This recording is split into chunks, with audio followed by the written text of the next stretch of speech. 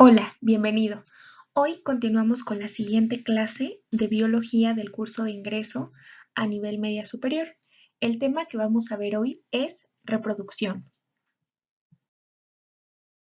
La reproducción es una característica natural de todos los seres vivos, que tienen la capacidad de dar origen a nuevas entidades vivientes semejantes a ellos mismos.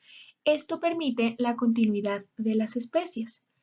Entonces, la reproducción se va a definir como un proceso biológico mediante el cual se produce la progenie y su función principal es perpetuar la especie.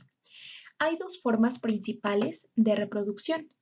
La reproducción sexual, que es cuando hay una interacción física entre dos organismos, y la reproducción asexual, cuando se generan uno o más organismos a partir de la fragmentación de un solo progenitor. Vamos a comenzar describiendo la reproducción asexual, que es un proceso por el que se crea un individuo nuevo a través de un solo padre, es decir, un solo individuo da lugar a otros. Es un tipo de reproducción simple y directa, donde, como ya mencionamos, un solo individuo se divide o se fragmenta en dos células iguales que poseen características hereditarias similares a las de su progenitor, y estas células reciben el nombre de células hijas. Los microorganismos unicelulares, como bacterias y algunas plantas, se reproducen de esta manera. Hay muchos tipos de reproducción asexual. La primera de ellas es la fisión binaria o bipartición. En la fisión binaria, el organismo se va a dividir en dos partes aproximadamente iguales. Cada una de estas van a crecer hasta alcanzar el tamaño propio de la especie, y el proceso vuelve a repetirse. Este tipo de reproducción es la más común y sencilla de la reproducción asexual. Ocurre, como ya mencionamos, una división de un organismo en dos células hijas del mismo tamaño. Se va a llevar a cabo en bacterias, amibas y algas, y este proceso dura aproximadamente 30 minutos en las bacterias. El siguiente tipo de reproducción asexual es la gemación, que es un proceso por el cual un organismo se va a originar a partir de una yema o brote que se forma en el organismo progenitor. Este brote se va a separar del resto del organismo y crece hasta formar un nuevo individuo. La gemación la llevan a cabo las levaduras, que son un tipo de hongos, hidras, esponjas y corales. El tercer tipo de reproducción asexual es la esporulación, donde ocurren múltiples divisiones celulares dentro de la célula progenitora. Estas divisiones se llaman esporas, las cuales van a permanecer cautivas por un tiempo y después van a ser liberadas al romperse la pared celular de la célula progenitora. Los hongos, musgos y helechos se van a reproducir a través de este proceso de esporulación. La reproducción vegetativa ocurre en algunas plantas superiores, que se van a propagar a partir de estructuras especiales de la planta progenitora, como hojas, estolones, bulbos y estacas. Se va a obtener un nuevo organismo igual a partir de un fragmento de otro, como lo vemos en la imagen. Se van a formar tallos horizontales que generan nuevos individuos. Cuando los tallos se forman en la superficie del suelo, se llaman estolones, y cuando se generan debajo del suelo, se llaman rizomas. Los jardineros y agricultores emplean esta propiedad para producir plantas de manera más rápida que utilizando semillas. Como los descendientes son idénticos a los progenitores, el empleo de esta práctica asegura el mantenimiento de características deseables en los cultivos. El siguiente tipo de reproducción es la partenogénesis, que se da en ciertos animales inferiores e insectos, y se caracteriza por la formación de un nuevo organismo a partir de un óvulo no fecundado. Las abejas realizan este tipo de reproducción, ya que durante el vuelo nupcial un macho deposita sus espermatozoides en la reina que posee cientos de óvulos. Algunos de estos óvulos resultan fecundados y se producen las abejas hembras, como aquí lo vemos en la imagen. Pero otros óvulos no son fecundados y sin embargo se producen los machos o zánganos. Esto quiere decir que los zánganos constituyen una generación partenogénica.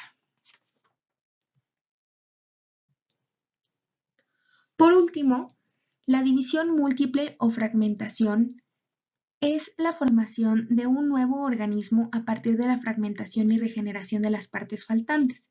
Se presenta en algunos equinodermos como la estrella de mar o una planaria, que es un tipo de gusano, corales y esponjas. Aquí en el esquema vemos al individuo progenitor, que lleva a cabo un proceso de fragmentación.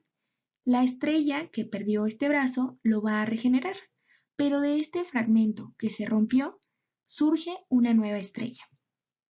Es importante que recuerdes que en la reproducción asexual van a participar células diploides, es decir, todas las células que se van a dividir van a contener un juego completo de 46 cromosomas. Por otra parte, el otro tipo de reproducción es la reproducción sexual, que es un tipo de reproducción en el que se necesita la participación y unión de dos progenitores. Cada uno aporta una célula especializada, llamada gameto o célula germinal, que es el óvulo y el espermatozoide. Estos se van a fusionar entre sí para formar un huevo o cigoto. Estas crías reciben el material genético de cada progenitor. Esto permite variabilidad y recombinación genética. Entonces, las características de la reproducción sexual son: va a haber fecundación, es decir, unión de gametos del óvulo más el espermatozoide. Si recordamos, en la diapositiva anterior te mencioné que en la reproducción asexual participan células diploides con 46 cromosomas, un juego completo de cromosomas.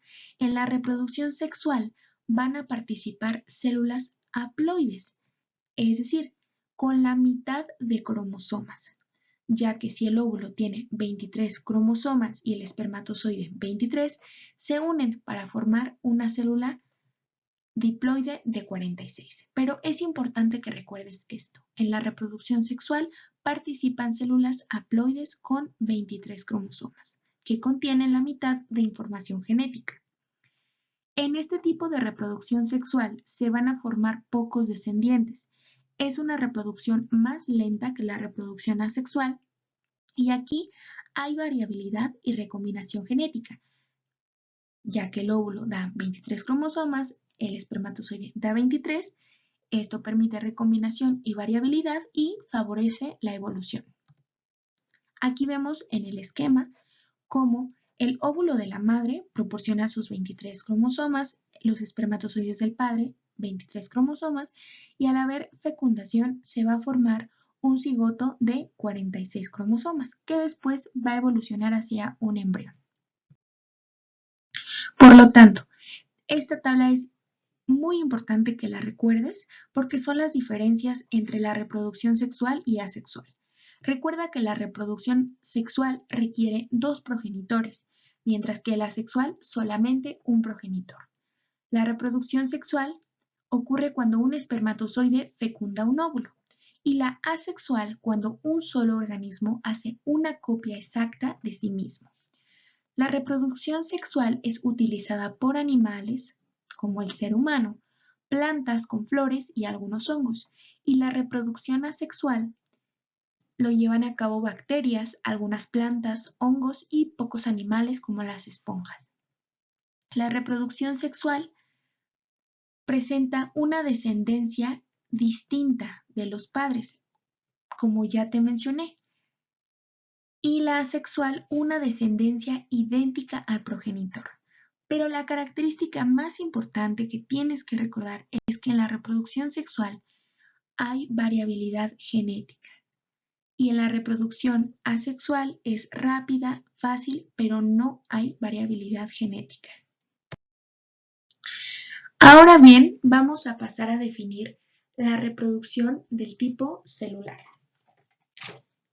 Es importante señalar que la función reproductiva difiere de las funciones de los seres vivos, en que no es esencial para la vida del individuo. Sin embargo, si la función reproductora cesara en todos los individuos de una especie, se presentaría la extinción de las especies. La mayoría de células pasan a través de una serie de eventos ordenados para llegar a su reproducción. La secuencia de cambios que ocurren durante la vida de una célula recibe el nombre del ciclo celular, proceso que vamos a describir a continuación. Como ya vimos, los seres vivos estamos formados por células y estas células se van a originar por divisiones sucesivas. Vamos a conocer cómo se llevan a cabo estas divisiones sucesivas, ya que la consecuencia de estas divisiones provoca que el organismo crezca y aumente el número de células. Como ya te mencioné, la mayoría de células pasan una serie de eventos ordenados para llevar a cabo el proceso de reproducción y la secuencia de cambios que ocurren durante la vida de la célula recibe el nombre de ciclo celular. Por lo tanto, el ciclo celular es el conjunto de periodos que realiza una célula a lo largo de su vida. Aquí vemos que las células van a realizar todo este ciclo, que son tareas y pasos organizados. Vamos a comenzar describiendo el ciclo a través de sus etapas. Entonces, el ciclo celular nos va a describir el proceso de reproducción celular. ¿Cómo es que una célula se duplica? El ciclo celular se divide en dos fases, la interfase y la fase M o mitosis. La interfase es un proceso, una etapa de preparación, donde la célula va a crecer y duplica sus organelos, haciendo una copia también de su ADN. La interfase se divide en estas tres subfases, llamada G1, donde la célula va a crecer y los organelos se van a duplicar. ¿Recuerdas los organelos? Aquí en esta primera subetapa se van a formar dos mitocondrias, dos aparatos de Golgi, dos retículos endoplasmáticos, etc. En la subetapa S ocurre una replicación del ADN y de los cromosomas. Y en la etapa G2, la célula va a crecer y se va a preparar para la mitosis. La mitosis entonces es cuando la célula va a separar el ADN que ya fue sintetizado en la interfase, separa ese ADN en dos grupos y va a dividir su citoplasma para formar dos células nuevas. La mitosis tiene también 5 subfases. La primera es profase, metafase, anafase, telofase y citocinesis, que vamos a describir a continuación. Entonces, la mitosis es cuando la célula divide el material genético ya duplicado en la interfase, también divide el citoplasma para formar dos células nuevas. Este proceso es importante que recuerdes que lo realizan todas las células somáticas. Somática significa todas las células del cuerpo. Células de la piel, células del corazón, células del pulmón, etc. Entonces la mitosis es un proceso mediante el cual una célula se va a dividir dando origen a dos células hijas con la misma información genética que la célula original. Y estas células van a tener 46 cromosomas, es decir, van a ser células con un juego completo de cromosomas o diploides. Como ya mencionamos, las fases son profase, metafase, anafase, telofase y citocinesis.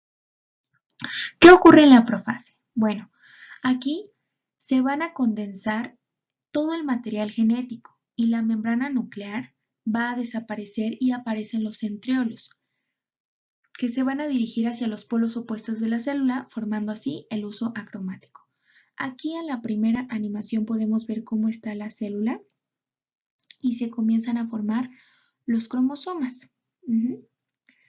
En la segunda animación vemos cómo aparecen los centriolos y se van a dirigir hacia los polos opuestos de la célula. Y en la última animación podemos ver cómo desaparece la membrana nuclear, es decir, el material genético sale del núcleo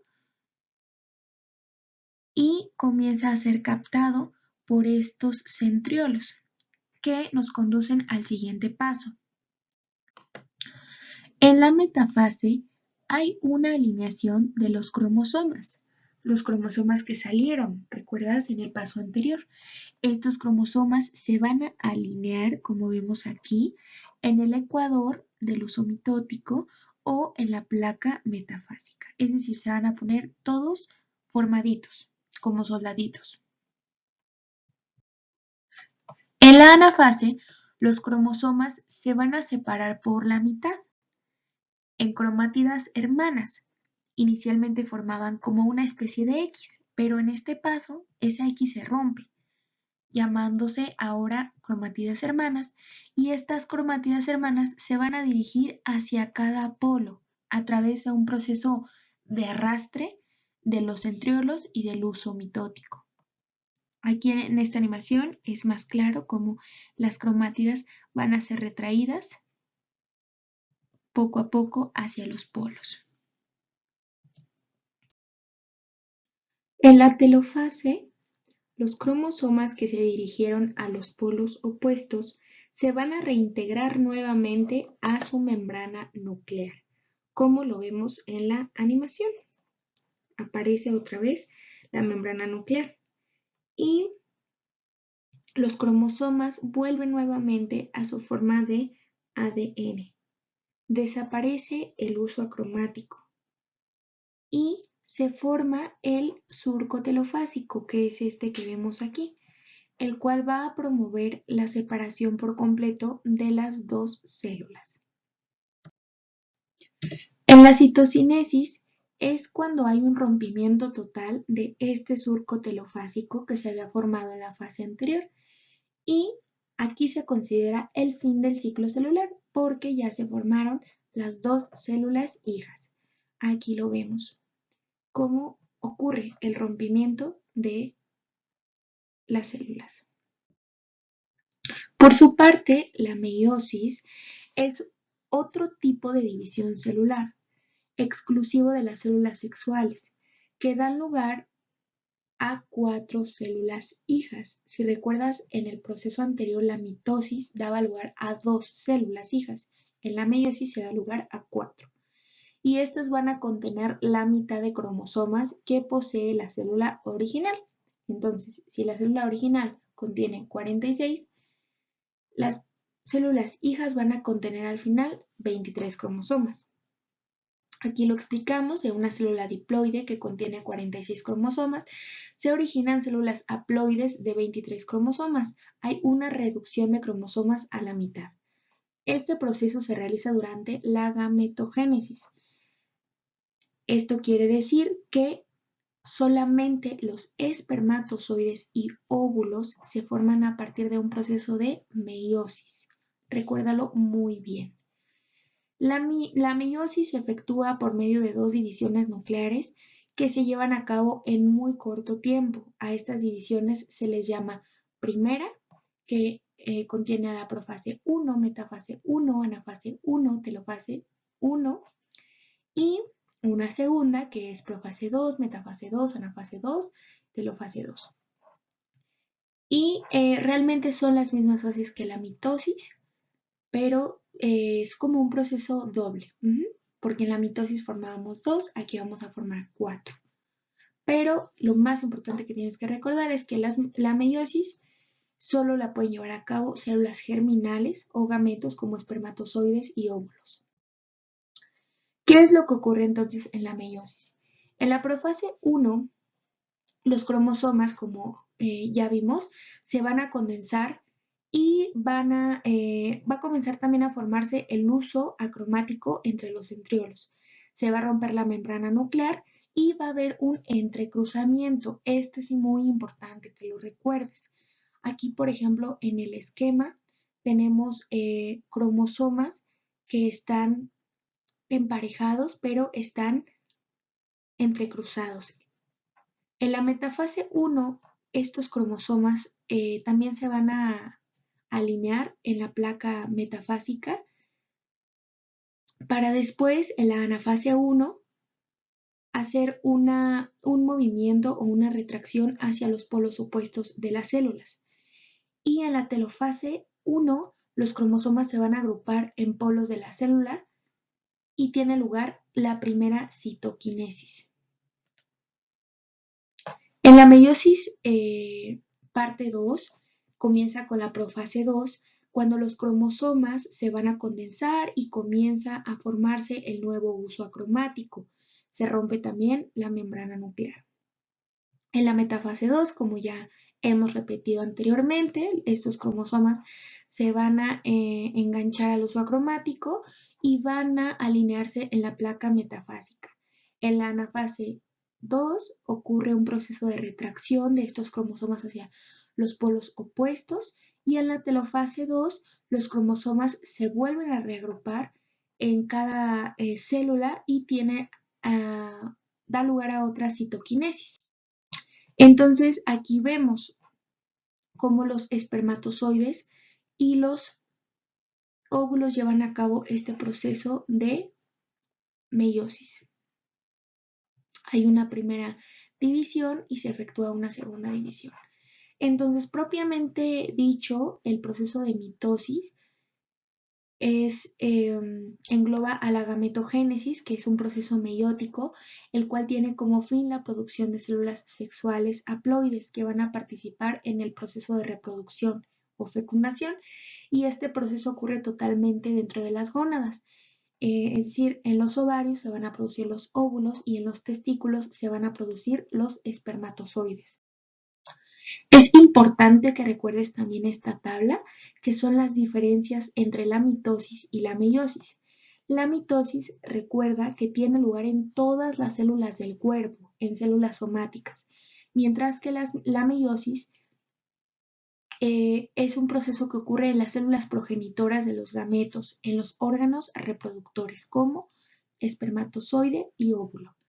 Y la mitosis nos da un número total de células obtenidas de 2, mientras que la meiosis nos da 4.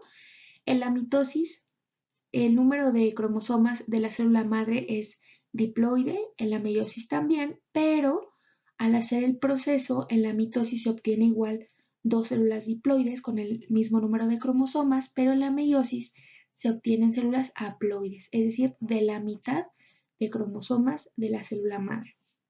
La función de la mitosis nos habla de crecimiento, reparación de células y tejidos. Por ejemplo, cuando tú sufres te cortas, por ejemplo, que estés cocinando y sufras una lesión de ese tipo, tus células de la piel van a llevar a cabo este proceso de mitosis para poder reparar la continuidad de tu tejido y así mantener la vida. Y en la meiosis, este proceso, su función es la continuidad de la especie y aumento de variabilidad genética, como ya vimos, pues, para el proceso de fecundación. En la mitosis hay una sola división celular y en la meiosis hay 2. En la mitosis no hay recombinación genética porque recuerda que en la mitosis solo es a partir de una célula, es un proceso asexual, y en la meiosis sí hay recombinación genética.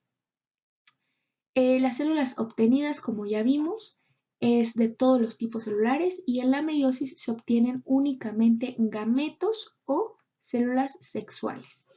Aquí vemos en el esquema cómo en la mitosis es una división celular que obtienen 2 células hijas y estas son, aquí menciona el dibujo, clones, son iguales, y en la meiosis se efectúan 2 divisiones celulares. Aquí está la primera y estas a su vez se vuelven a dividir.